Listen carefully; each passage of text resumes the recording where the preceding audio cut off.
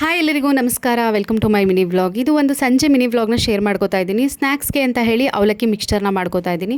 So ರಾ ಅವಲಕ್ಕಿನ ನಾವು ದಿನಸಿ ಅಂಗಡಿನಿಂದ ತೊಗೊಂಡು ಬಂದಿದ್ವಿ. ಸೊ ಎರಡು ಯೂಸ್ ಇದೆ ಇದರಿಂದ. ಒಂದು ಏನಂದರೆ ಜಾಸ್ತಿ ಕ್ವಾಂಟಿಟಿ ಮಾಡ್ಕೋಬಹುದು ರಾ ಅವಲಕ್ಕಿಯಿಂದ. ಆ್ಯಂಡ್ ಸೆಕೆಂಡ್ ಥಿಂಗ್, ನಾವು ಯಾವ ಆಯಿಲ್ನ ಯೂಸ್ ಮಾಡ್ಕೋತೀವಿ ಮನೆಯಲ್ಲೇ ಅದೇ ಆಯಿಲನ್ನು ಕೂಡ ಅದೇ ಆಯಿಲಲ್ಲಿ ಫ್ರೈ ಮಾಡ್ಕೋಬಹುದು.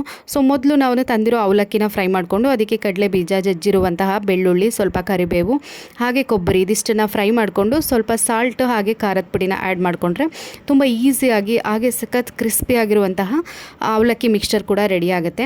ಆ್ಯಂಡ್ ಇನ್ನೊಂದು ನಾನು ಸಣ್ಣ ಟಿಪ್ಸ್ನ ಶೇರ್ ಮಾಡ್ತಾ ಇದ್ದೀನಿ. ಯಾರ್ಯಾರ ಮನೇಲಿ ಬೆಳ್ಳಿ ಕಪ್ಪಾಗಿರುತ್ತೆ ಅದಕ್ಕೆ ಈ ಟಿಪ್ಸ್ನ ಯೂಸ್ ಮಾಡ್ಕೊಳ್ಳಿ.